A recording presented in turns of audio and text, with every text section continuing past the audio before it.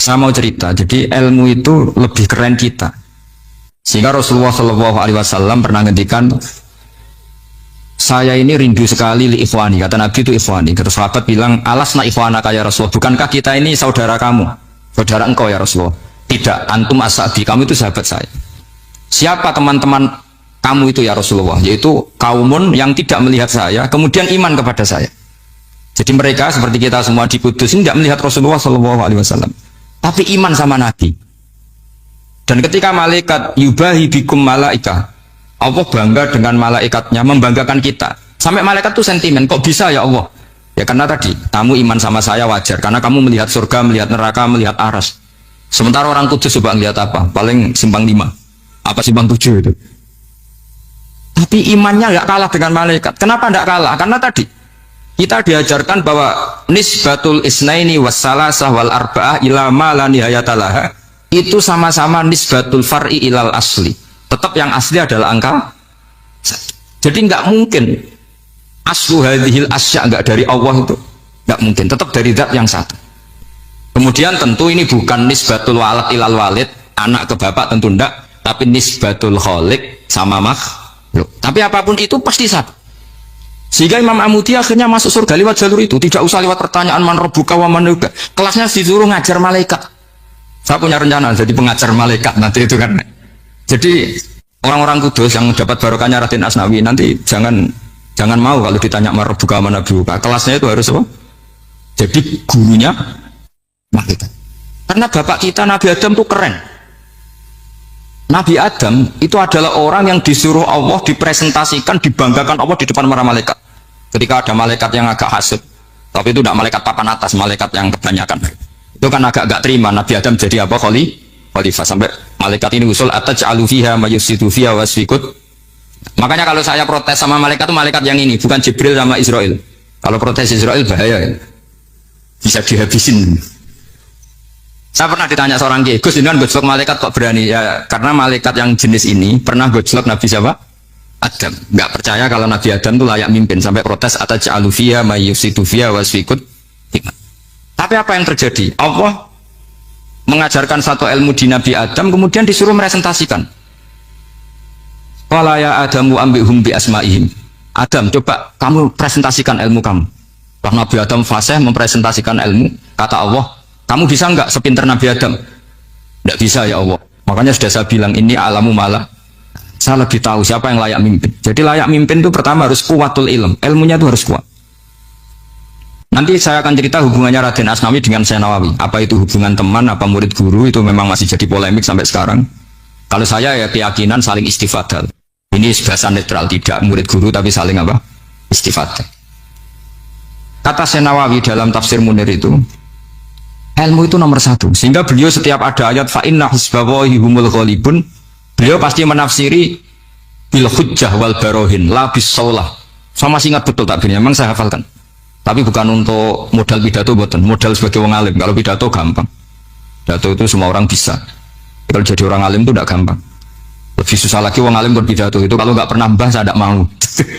Karena memang saya terkenal nggak suka pidato. 1 memang nggak bisa. Nomor 2 tidak ingin. Nomor 3 ya rugi. Karena pidato itu nasib-nasiban.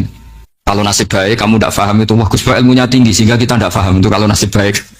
Kalau nasibnya ada baik, nak ngendikan bulat sama itu tepat-tepatan. Dan Syekh Nawawi itu benar, Raden Asnawi juga benar, semua guru-guru kita benar.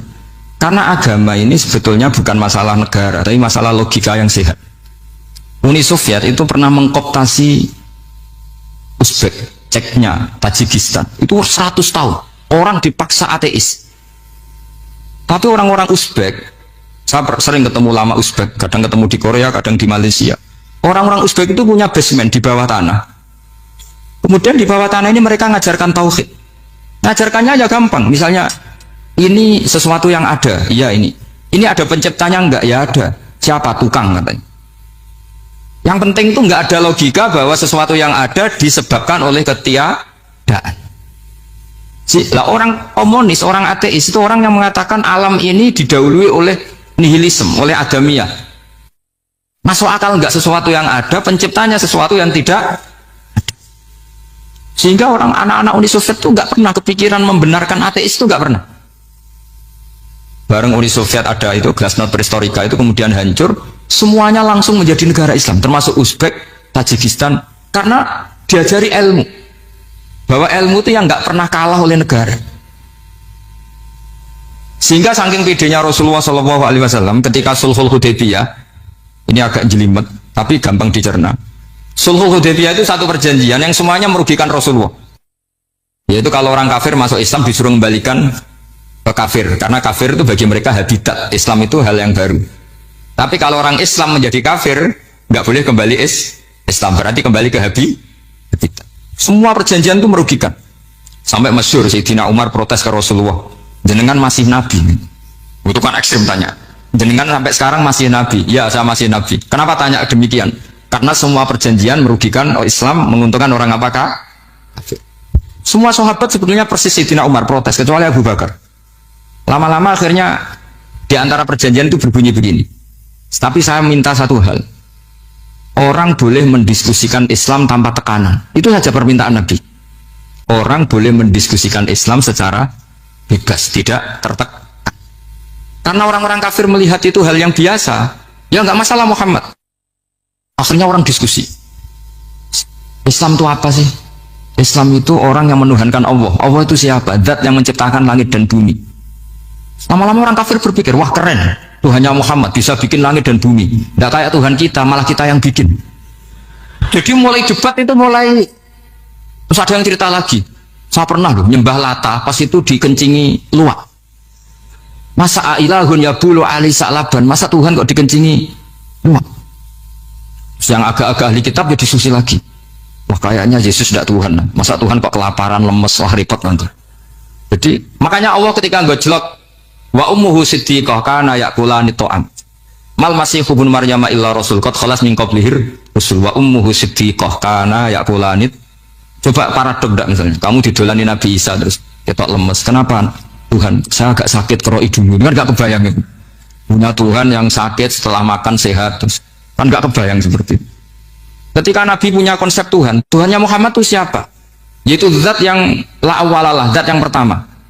Lalu Tuhan itu siapa? Tuhan itu yang menciptakan langit bumi. Tuhan itu siapa? Yang memulai segalanya.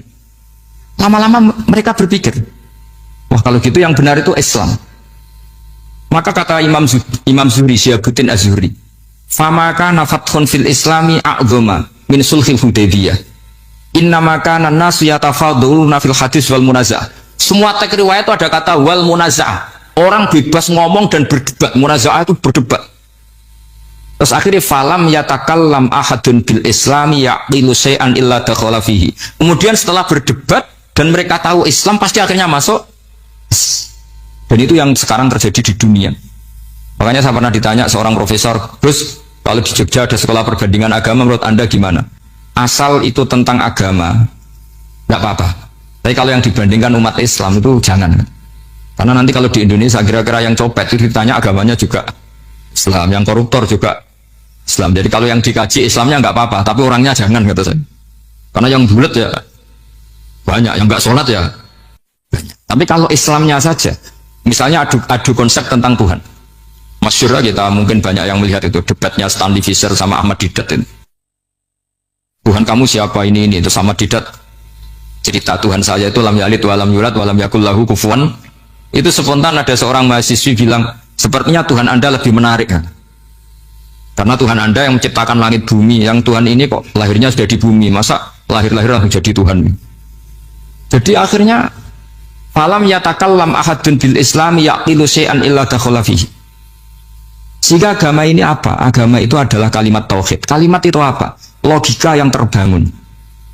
Nah, ketika logika itu terbangun, maka disebut yusabbitu Allahu alladzina amanu bil qaulis tsabit fil hayatid dunya wa fil akhirah.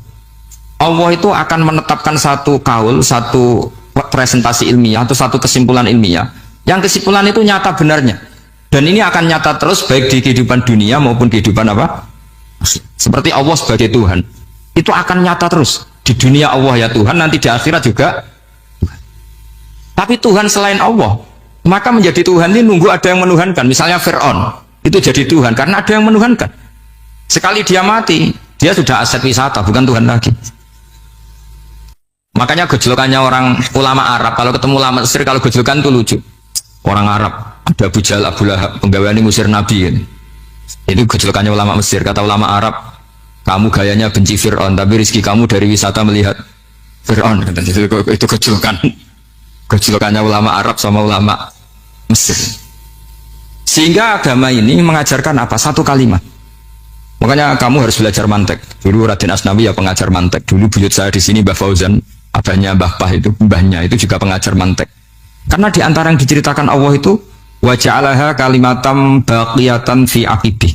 Tugas utama Nabi Ibrahim adalah menjadikan satu logika. Kalimat itu logika. Itu menjadi logika yang abadi. Baqiyah itu abadi. Fi aqibih, di anak turunnya Nabi Ibrahim. Misalnya begini, saya beri contoh ya. Misalnya saya mengatakan teh ini hitam, itu menjadi kalimah karena diucapkan, tapi tidak menunjuk hakikat karena tehnya berwarna apa? Kuning. Sehingga Quran kalau menyalahkan orang kafir itu ngendikannya kaburas kalimatan takhruju min afwahihim. Omongannya orang kafir itu menjadi kalimat karena diucapkan dari mulutnya. Kenapa menjadi kalimat? Karena diucapkan tapi tidak menunjuk hakikat. Seperti orang mengatakan 2 ditambah 2 itu 10, itu kalimat, tapi kalimat yang salah karena tidak menunjuk hakikat. Seperti orang kafir mengatakan Tuhan itu 3, itu kalimat karena diucapkan tapi tidak menunjuk hakikat. Tapi ketika seseorang mengatakan Allah itu Tuhan, Tuhan itu satu, itu disebut kalimatu haqqin 'alaiha nahya wa 'alaiha namut. Memiliki tahlilannya wa 'alaiha apa wa biha?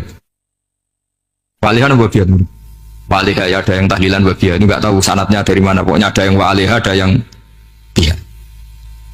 Kenapa dikatakan kalimat tauhid? Karena kalimat yang dari kesimpulan berpikir. Dan agama ini dibawa Nabi Ibrahim itu untuk membawa kalimat tauhid.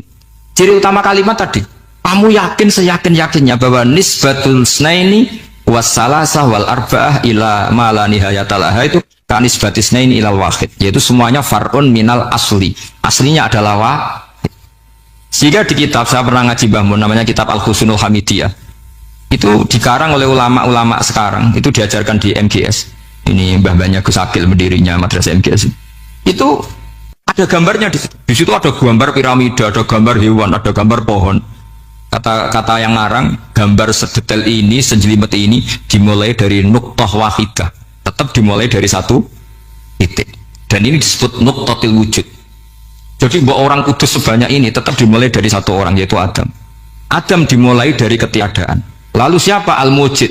Pemujudnya siapa? Hanya Allah Subhanahu wa ta'ala. Sehingga ulama-ulama termasuk Senawawi itu paling suka ngendikan semua makna Quran dikumpulkan di Fatihah, Fatihah dikumpulkan di Bismillah, Bismillah dikumpulkan di Ba, karena di Ba itu ada titik nuqtatil wujud, yaitu disingkat bi kana makana wa bi yakunu ma yakun. Karena saya, kata Allah, semuanya akan ada, dan karena saya yang enggak ada, semuanya suatu saat ada. Disebut nuqtatil wujud. Nah, kita meyakini kalau Allah satu itu seyakin-yakinnya, karena nggak mungkin angka nggak dimulai dari angka satu. Begitu juga gambar seapapun jilmete. Misalnya sampean gambar zaman saya kecil, gambar paling favorit itu apa? Kambing bertarung. Itu gambarnya kan susah. Daripada gambar kambing bertarung susah, terus bikin kotak saja tembok. Lalu tanya gurunya, gambarnya mana? Di belakang tembok, Bu. Ini itu dulu saya diwarai anak-anak nakal. Berarti semua satu gambar itu disuruh gambar harimau, yang satu disuruh gambar kambing bentrok, yang satu disuruh gambar matahari, semuanya kotak semua. Ini itu Bu, gambarnya di belakang apa? Tembok, maka nggak kelihatan kata sih. Jadi gurunya kalah cerdas. Dan guru itu sebenarnya nggak pernah menang, karena murid itu lebih pinter. Itu teman saya dulu kalau ngaji itu, kalau tes itu ngerpek, baca. Gurunya marah, kamu tes kok baca? Enggak ngerpek Bu, ini belajar di kelas. Katanya belajar kapan saja di mana saja. Jadi apa ya, orang itu kadang yang salah itu lebih masuk akal kadang-kadang ini. Saya teruskan ya supaya ini dapat barokahnya Raden apa? Asnan. Saya mohon sekali ya, kalimat haqqin itu harus kamu jaga. Caranya jaga ya tadi. Kalau kamu tidak bisa ilmu mantek, misalnya al-alam mutaghayyir wa kullu mutaghayyir hadis la budda min muhdits, itu kan jelimetan. Pakai saja teori umum bahwa gambar apapun jelimetnya itu dimulai dari satu titik. Karena nggak bisa, nggak dimulai dari satu titik. Maka alam apapun jumlahnya nggak terhingga, tetap dimulai dari al-wahidul qahar, yaitu satu titik. Yaitu dalam konteks tauhid tentu itu Allah Subhanahu Sehingga Nabi Ibrahim itu orang paling sukses bikin wajah Allah kalimatam baqiyatan fi aqibi. Terus Nabi Muhammad begitu, sahabat gitu, sampai kita sekarang diajari ilmu mantek. Ilmu mantek itu logika yang nggak terbantahkan. Karena mau tidak mau, kata Imam Syafi'i, fa innal uqula mutarratun ila qabulil haq, karena akal akan dipaksa menerima kebenaran. Dan itu yang terjadi di Uni Soviet. Dikooptasi 100 tahun untuk berfaham ateis, dilawan oleh ilmu, tetap menanamkan ilmu tauhid, ilmu mantek. Ketika Uni Soviet secara politik runtuh, semuanya menjadi muslim, termasuk negara-negara yang dulu dikooptasi. Maka kamu tidak usah kecil hati di Indonesia, mau apapun rusaknya negara ini, asal kita cara bertauhid benar, insya Allah tetap meninggal husnul khotimah. Karena sudah janjinya Allah, yusabbitu walladzina amanu bil qaulits tsabit. Sing jelas itu nomor satu tuh al qaulits tsabit. Memang itu logika yang masuk akal. Jadi jangan kira semua orang ditanya amar bukan, ndak. Banyak ulama yang nggak ditanya, masyhur itu dalam cerita keramat-keramat. Ada guru tauhid ngajarin tauhid. Setelah ditanya mungkar nakir, Imam Malik datang. Kamu nanya ini, man rabbuka man nabiyuka, kamu tahu ini guru Ummul Barohin yang tukang ngaji tauhid. Guru tauhid kok ditanya apa? Tauhid. Malaikatnya nggak jadi tanya.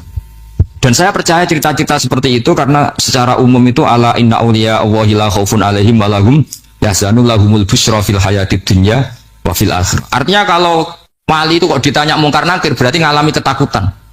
Karena di situ kan digambarkan mungkar nakir itu sewangar, bawa gudang. Kalau yang tanya nggak bisa dipukul sampai ajur sawalam-walam. Pokoknya ceritanya kan seru seperti. Berarti kalau betul begitu terus ayat la khaufun alaihim wa lahum yahzanun kayak apa? Makanya dalam kitab Nasaihul Ibad itu ada cerita ini. Sampean boleh nggak sependapat dengan saya, tapi semoga nasib sampean nanti digebuki malaikat. Karena orang itu akan mengalami seperti yang dirasakan. Anak indadoni abdibi. Saya tidak bayangkan akan mengalami itu. Makanya saya ini ngajar tauhid terus. Paling tidak kalau ditanya marah buka mana buka. Sampean tahu profesi saya. Saya ini pengajar tauhid. Dan biji saya 9. Dulu saya di MGS kalau ada teman bijinya tauhid kok 4 sekali suwargo. Tauhidnya jeblok. Dari kalau bijinya 4 sekali suwargo, tauhidnya apa? Jeblok. Tapi yang bijinya 9, yang di suwargo, tauhidnya itu saya dulu bijinya 9. Terus 9 terus sampai tamat. Karena nggak ada biji 10.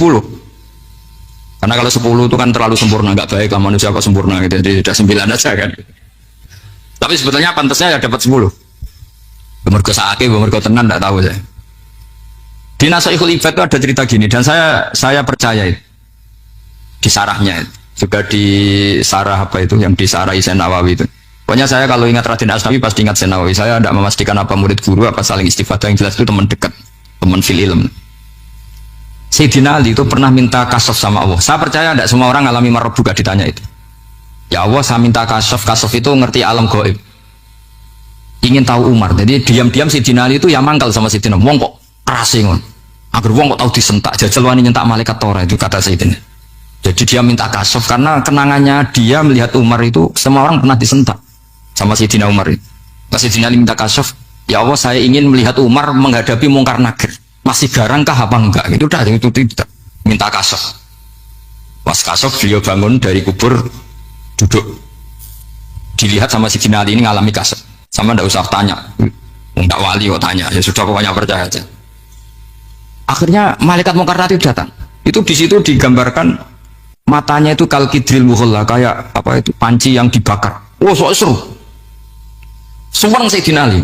Hari ini kamu akan takut gitu. Tapi ternyata enggak. Umar bangkit disentak orang tua itu. Kamu tahu menghadapi siapa? Yang sopan. Oh, sontak. Kaget malaikatnya karena enggak pernah ngalami disentak. Mungkin itu pertama mungkin. Kaget. Memangnya kamu siapa? Saya ini teman kekasih Tuhanmu. Saya yang diandalkan temannya sebenarnya bukan dia.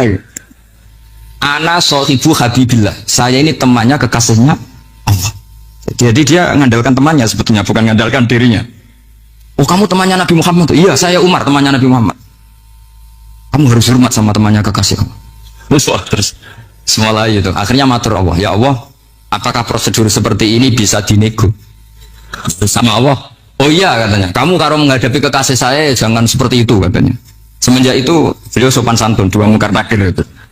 Jadi ini berita gembira. Jadi sebetulnya itu enggak. Tapi kita ini kan nggak punya nyali nyentak mungkar nakir. Semoga dengan gelar kita doktor tafsir, doktor tauhid gitu. Atau paling enggak guru kutsiyah tauhid gitu. Atau siswa terbaik dalam materi tauhid. Itu harus kamu bawa status. Jadi jika nanti ini saya ranking 1 tauhid, masa masih ditanya marbuka waman nabi. Dan itu menurut saya sah.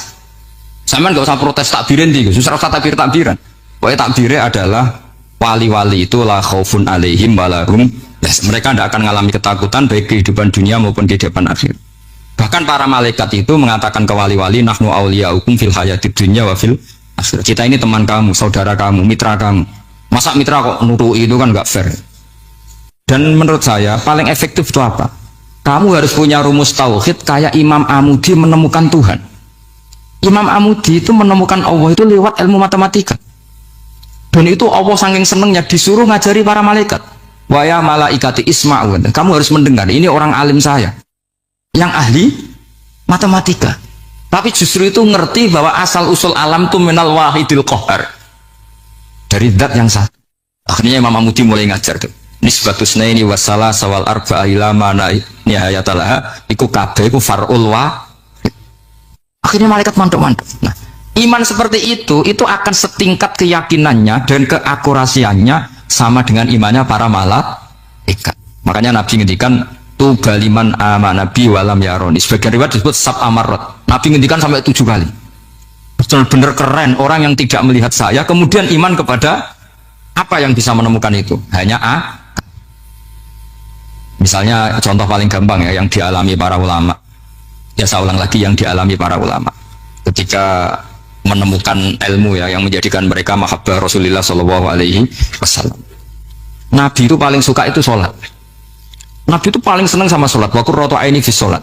Terus beliau ngendikan as-sholatu imaduddin. Terus beliau kalau muji sholat itu sundul langit. Sampai beliau kalau banyak masalah itu bilang ke Bilal, arifna ya Bilal, saya kasih istirahat. Itu maknanya mau sholat. Semuanya sholat. Pertanyaannya adalah, apakah mungkin seorang raja yang ambisi jadi raja kemudian yang dikampanyakan adalah orang supaya sholat? Tentu kalau Nabi seorang raja, beliau akan kampanye gimana? Narik upeti kayak apa, narik pajak kayak apa biar Nabi kaya. Enggak. Nabi itu paling tersiksa kalau orang tidak sholat, tersiksa kalau orang tidak sujud. Loh, kalau beliau seorang raja ngapain mempopulerkan sholat? Maka makna sholat imaduddin adalah sholat itu tiang agama. Maknanya tiang agama, kamu akan tahu betul kalau dia seorang Nabi. Karena apa? Yang diajarkan adalah sholat. Coba untungnya apa bagi Nabi Muhammad ketika umat Islam sholat? Kan tidak ada untungnya sama sekali. Ya clear ya. Jadi terus sekarang masalah nasa mansuh ini kan clear tentang mukaddimah apa ilmu apa tafsir. Nasa mansuh itu kelihatan datar tapi itu urgen sekali. Karena agama sebagai aturan ya atau solusi mau tidak mau kan bersentuhan dengan hukum sosial yang tidak akidah. Saya tadi sudah matur Pak Arsoyo, agama yang tidak akidah itu kan bersentuhan dengan hukum sosial. Kalau yang akidah jelas Allah itu satu, la ilaha illallah wahdahu la syarikalah. Kalau sosial, saking bersentuhan dengan sosialnya itu Pak Fathul Wahid, Imam Syafi'i itu punya istilah begini Pak Arsoyo. Ketika Nabi misalnya sodakoh atau zakat pakai kurma atau pakai susu kering misalnya, sodakoh atau zakat, atau dulu ngamal pakai dinar, pakai apa? Dinar. Itu langsung dianalisis kutil balad. Pokoknya makanan pokok zakat itu ngambil makanan pokok. Berarti di Indonesia pakai apa? Beras. Ketika Nabi sodakoh pakai dinar, langsung dianalisis pakai saman, yaitu alat tukar atau uang yang sah. Jadi kamu tidak usah memaksakan mentang-mentang anut sunat Rasul, terus kamu makan kurma, terus bisa mencret. Terus mentang-mentang sunat Rasul, saya tidak pernah sodakoh, karena sekarang nggak ada dinar. Nabi kan sodakohnya pakai dinar, medit ya alasan. Kalau mau kikir saja, tidak usah punya alasan. Lama-lama Pak Arzo nggak jadi wakaf tanah, karena Nabi nggak pernah wakaf tanah di Sleman, wakafnya di Mekah. Oh ini kan tanahnya di Sleman. Lama-lama ada orang nggak sholat, Nabi sholatnya kan di Mekah, kita kan di Indonesia. Bisa rusak semua kalau ya pakai mersiskan sunnah Rasul. Itu ada analisis. Nah, itu juga yang menjadikan kenapa harus ada ulama usul fikih, orang yang bisa menganalisis. Apa bisa? Misalnya begini, saya beri contoh di bab haji. Nabi itu domisili di Madinah, karena di Madinah itu melewati Dal Khulaifah yang sekarang disebut Bir Ali. Maka mikotnya Nabi ya dari Bir Ali. Tapi kalau orang Yaman ya dari Yalamlam.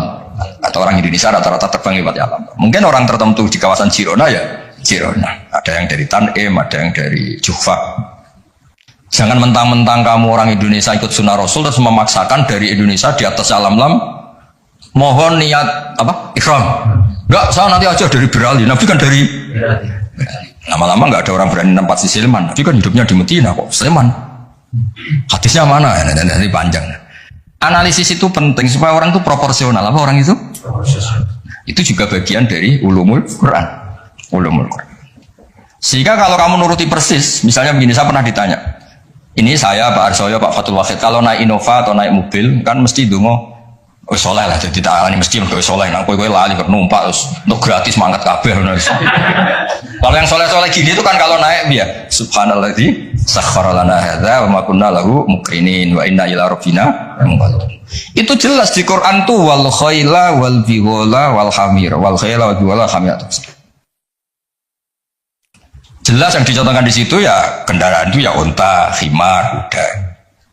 Dan karena yang dikendarai itu hewan, dulu Allah bayangkan juga litas tahu ala duhuri, kamu naik di punggung hewan itu, sumatas kuru ni'mata rabbikum idas tawaitum alaihi wa taqulu subhanalladzi sakhkhara lana hadza. Terus kamu sekarang naik pesawat, naik Innova, ini kan tidak kuda, ini kan tidak unta. Jadi gak usah doa itu, karena doa itu untuk apa? Naik kuda atau unta. Ya kata semua kalau gitu. Makanya dibutuhkan ilmu namanya usul fikih. Usul fikih itu kira-kira analisis. Yang dilakukan Nabi itu jenis ubudiyah makhtoh sehingga nggak bisa dinego, atau jenis produk sosial, atau jenis. Nah, kalau produk sosial ya tadi sudah musyawarah sama Pak Arsa tadi ya kontekstual atau apa kondisional namanya produk apa. Nanti lama-lama gini pakai mic jangan, Nabi dulu nggak pernah pakai. Bid'ah itu ya, panjang nanti ceritanya panjang. Ya jadi seperti sekarang kembali ke nasab mansukh. Kenapa saya terangkan ini dulu? Karena begini, ada ayat yang berlawanan 180 derajat sekalipun, kalau masih bisa dianalisis karena produk sosial, itu kategorinya tidak nasab mansukh. Kecuali sudah nggak bisa dianalisis pakai analisis tadi. Misalnya begini Pak Soyo, ada ayat itu qatiluhum, kalau ketemu musuh itu beranikan kamu berani perang, duel. Tapi ada ayat fa'fu anhum wasfah, abaikan saja, maafkan saja. Dan sama-sama pernah terjadi. Nabi, sahabat dulu dipakai bal-balan Abu Jahal di Mekah, nggak melakukan perlawanan. Tapi setelah periode Madinah melakukan apa? Perlawanan. Kata banyak ulama, seperti itu gulaan untuk nasaman sebelah ini. Seperti itu produk analisis. Ketika Nabi lemah dan jumlahnya baru 6, baru 10, kan nggak mungkin ada perintah boleh perang atau harus perang, karena ini nggak realistis, apa? Nggak realistis. Sehingga ayat-ayat Makkiyah rata-rata ya produknya fa'fu anhum wasfa, maafkan saja, ya. Paham ya? Tapi ketika di Medina udah punya orang gagah berani, sahabat-sahabat Ansor jumlahnya besar, komunitasnya besar, terus digobel-balan menengahnya kan ya lucu, lucu kan? Lucu. Itu kan ada konteksnya, apa?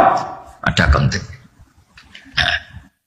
Kalau seperti itu maka nggak perlu dianggap ayat fa'fu anhum wasfah dinasah pakai ayat perang. Ya sama lah seperti pertama orang Indonesia didatangi Belanda nggak tahu apa-apa, zaman agresi, zaman dulu agresi. Bisa apa? Terus banyak yang terpelajar, banyak ada yang bisa jadi pilot, tentara sudah terbentuk, kiai-kiai komunitasnya besar ya melakukan apa? Perlawanan. Tapi nggak perlu kamu katakan perlawanan itu satu hal yang harus karena ini Belanda penjajah. Daerah sekarang peradaban begini kan yang ada kerjasama kan. Tapi dulu karena mereka datangnya musuhi, ya kan itu kan urusan kondisi, ya kondisional, nggak bisa disamaratakan, ya. Nah, saya baca ya masalah nasab mansukh. Nasab mansukh itu komentarnya harus persis seperti saya ini, itu baru benar. Kalau enggak rapati benar. Ayat yang berlawanan tadi, jika konteksnya itu bisa dianalisis kondisional, maka masalahnya bukan nasab mansukh itu ralat hukum. Nah, kalau yang enggak kondisional kayak tadi, Nabi pernah menghadap Baitul Maqdis terus dipindah ke Ka'bah, sampai sekarang ya harus Ka'bah. Dulu iddah ketika orang ditinggal mati suaminya pernah iddah itu 1 tahun. Wasiyatal li azwajihim mata'an ilal hauli ghaira ikhraj. Berarti pernah iddah berapa? Setelah itu dinasah ya tarabbas nabi anfusihinna arba'ata asyuri wa asyra. Jadi 4 bulan 10 hari. Itu nasab mansukh karena enggak bisa dianalisis secara apa? Sosial. Ini kalau baca ya, yang bisa dianalisis secara sosial.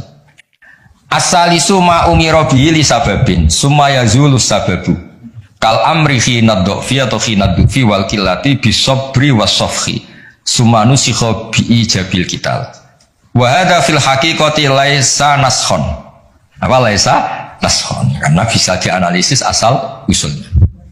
Nah ini biar difotoin ma apa ini mulai ini ma umira li sababin ini foto dulu nanti biar ada yang tanya itu. Nah sehingga Kiai Jawa ketika meskipun ngaji Jalalain, ngaji kitab Jalalain, tafsir Jalalain, kan sering ada ayat misalnya lakum dinukum waliyadin, kadang sebagian dikomentari mansukhun fi ayatis saf atau fi ayatil kital. Itu Kiai Jawa tidak ada yang ikut meskipun mereka baca kitab karena ngerti konteksnya apa? Ya, misalnya kita dulu ketika Jepang datang ke sini itu memang jajah ya kita bilang ada revolusi jihad, misalnya ada resolusi jihad. Dulu Mbah Hashim, Mbah Ahmad Dahlan juga sepakat melawan penjajahan, apa ngelawan? Jadi ketika di kesini studi banding atau kesini tukar ilmu ya nggak ada masalah kan? Bahkan di Quran sudah diumumkan wa in ahadum minal musyrikin astajaruka ya fa'jirhu hatta yasma'a kalam Allah. Ya kalau ya kan ya tadi konteksnya beda. Ya konteksnya itu beda. Kemarin saya jagungan itu sama Pak Alwi Shihab, adiknya Pak Quraisy kan dulu pernah menteri luar negeri. Kata beliau, sekarang Gus ngomong rekonsiliasi cek susahnya, alasannya ngenang masa dulu. Nah, masa dulu ya ada yang sekarang nggak mungkin. Dulu pernah kan ada istilah zaman dulu pernah sedikit konflik dengan Malaysia, Pak Karno bilang gayamu. Ya masa sekarang kan ya jelas enggak itu. Itu kan konteksnya beda. Dulu Mbak Hashim, Mbak Madalan bilang resolusi jihad, ya sekarang kan enggak. Malah anak-anak ini nunggu ada beasiswa ke sana. Enggak belajar malah adalah ayat Amsterdam. Bal-balan. Apapun itu kan yang seperti itu kategorinya itu ma uzila li sababin ma uzila li sabab. Jadi bilangnya bukan karena hukum nasa manso, tapi karena sebab yang berbeda. Saya tadi jagoan Pak Warsoyo dulu tuh orang kiai-kiai termasuk buyut-buyut itu ngaramkan orang pakai pantolan ya, pakai celana, pakai apa itu dasi, karena itu londo itu. Mantas sababi komen bahwa minum ya pernah kan ada era gitu. Nah sekarang rektor Universitas Islam Indonesia pakai celana, pakai dasi, londo itu kalau dulu. Sekarang enggak. Sekarang kalau pakai sarung malah jaga wow, masalah itu. Kecil saya masih ingat orang pakai sarung tuh nggak dianggap sunat. Karena dulu katanya, cerita dulu. Uang sing nganggo sarung kalau piok kalah terus kemulan turun yang rondan. Dari dulu pernah. Lu ya cerita kuno dulu tuh orang kalah main loh. Ini saksinya banyak ini kan. Dulu sarung pernah ya, nasibnya gitu pernah ya. Sekarang saja sarung jadi simbol pakaian apa? Santri. Dulu gak? Ya masih ingat cerita itu. Upio kemulan, main kalah kemulan tidur dia.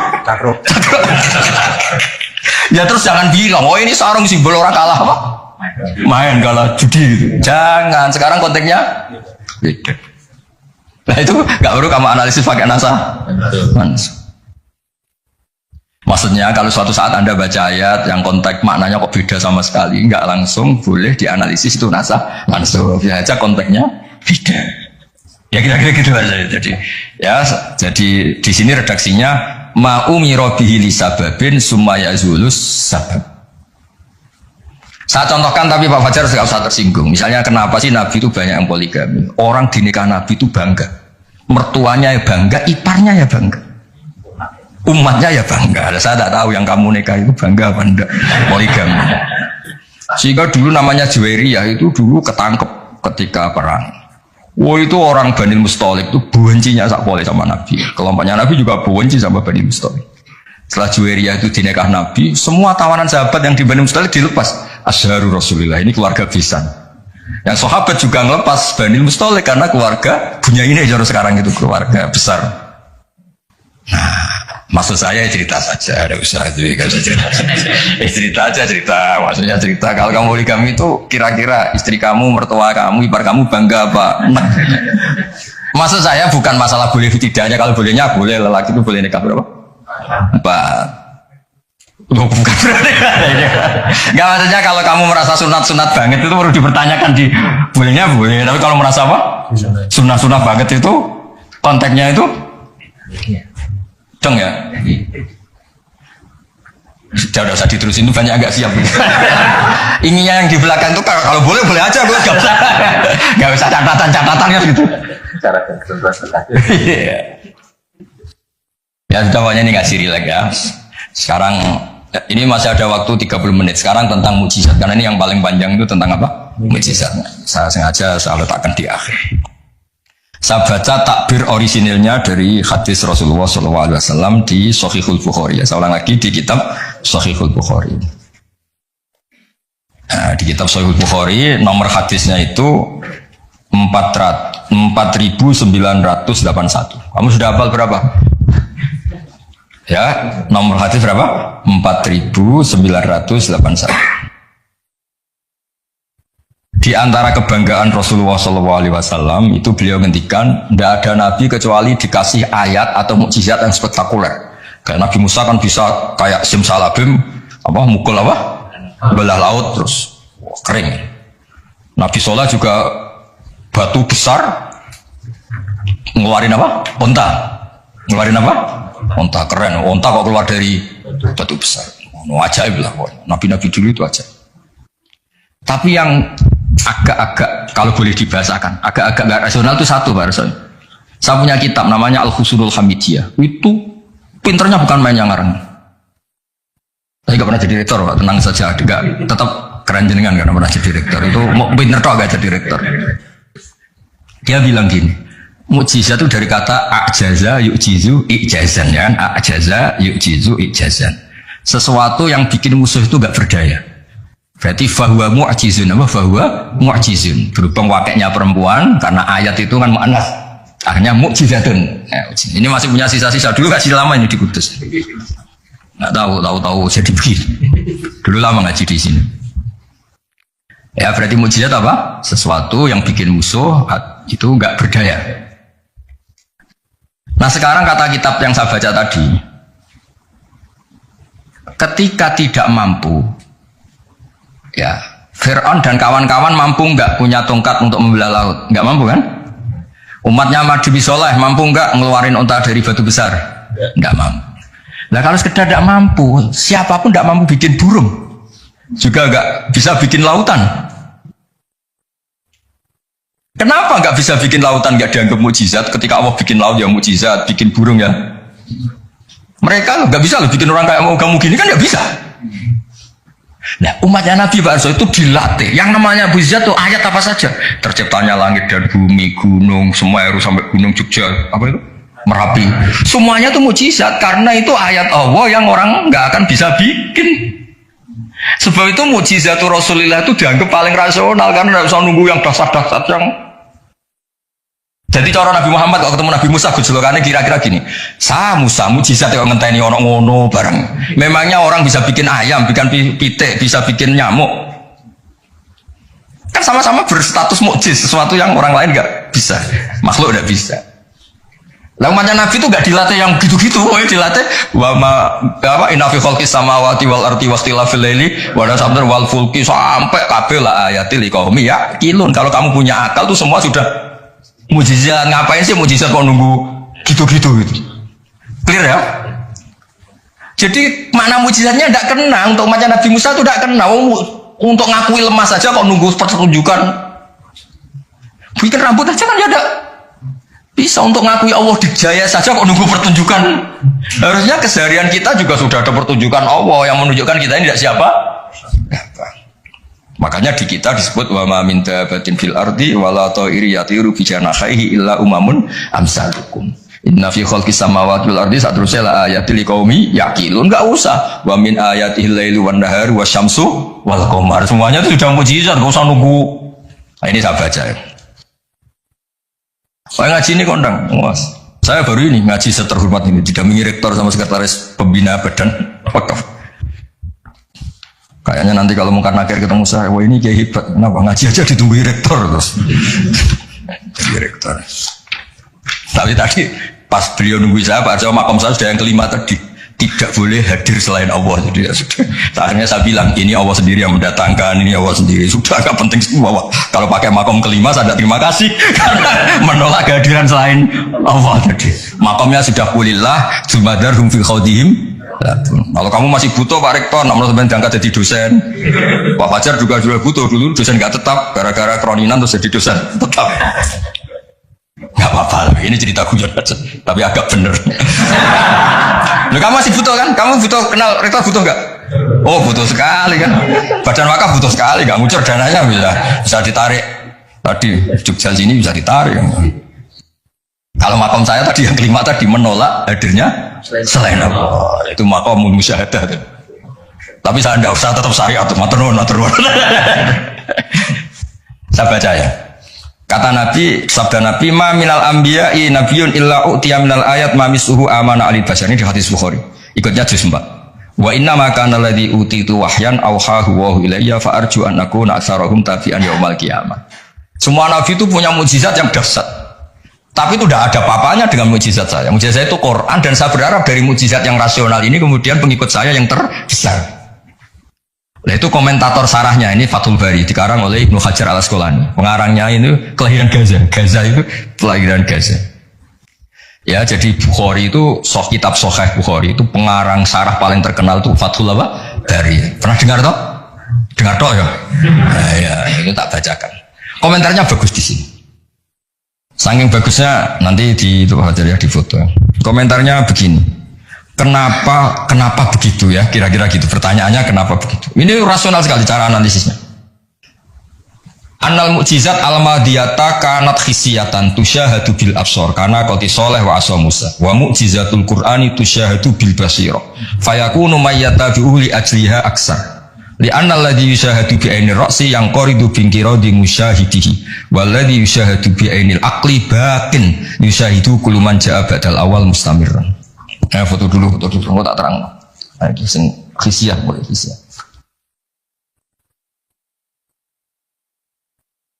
Yang mulai ini annal mukjizat al-madiyah karena khisiatan.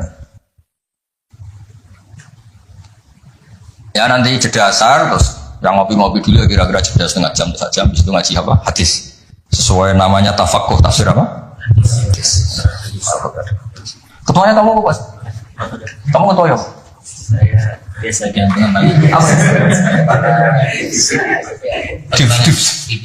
Divisi apa? Ini mau kamu Islam baru? Sudah Islam. Rono Sadili. Itu kali Imam Sadili masih sugeng, namanya dicatat nggak terima betul. Imam Sadili itu ganteng, kaya, alim. Itu Imam Sadili. Terus jadi toreko apa? Sadili ya. Yang ganteng, alim, kaya. Gua udah dosen gini udah kaya raya jadi. Gak punya atasan. Ini atasannya banyak. Sama Pak Nanang aja kalah. Kan Nanang kalah sama Pak Watu Asid, Allah kalah sama Badan Wakaf, ribet dunia. Yang benar saya tuh langsung kulilah. Udah mentok saya. Khatam itu. Begini logikanya. Misalnya gini. Nabi Musa itu Nabi top punya mukjizat tongkat. Tongkatnya satu lagi. Misalnya dipakai Pak Fathul Wahid tidak bisa tak pakai saya. Dipakai ini tidak bisa dipakai itu. Karena hanya satu. Itu pun nggak ada jaminan kalau yang pakai kamu itu mandi. Tongkatnya bisa balik loh. Oh, dulu yang pakai Nabi ini kamu apa ini? Ya kan? Tapi kalau mukjizat Quran, logika yang dibangun itu terus menerus. Misalnya begini, saya contohkan pekerjaan dan saya bawa ini dengerin betul. Allah itu ketika ngeritik sesuatu yang tidak nyata disebut batil. Batil itu beda dengan maksiat. Maksiat itu perilaku sosial yang salah. Tapi kalau batil itu sesuatu yang nggak nyata, apa? Misalnya gini, orang nyembah makhluk, nyembah Namrud atau Fir'aun. Mentuhankan Fir'aun itu sesuatu yang nggak nyata. Yang benar Fir'aun itu manusia bisa mati dan nyatanya mati. Berhala Lata Uzza itu patung. Patung itu Tuhan apa batu? Batu. Quran bilang gini. Qul ja'al haqqu wa ma yubdi'ul batilu wa ma yu'id. Hak itu nyata dan batil itu tidak pernah memulai dirinya. Yubdi'u itu memulai dari kata bada'a. Bada'a ya bada'u ikut wazan af'ala jadi abda'a yubdi'u. Kebatilan itu tidak bisa memulai dirinya sendiri. Pernah nggak 1 tambah 1 8? Nggak pernah kan? Nah, sekarang begini. Kemudian Islam yang datang dengan tauhid bahwa sesuatu dimulai dari angka 1. Terus misalnya dilawan, enggak lah.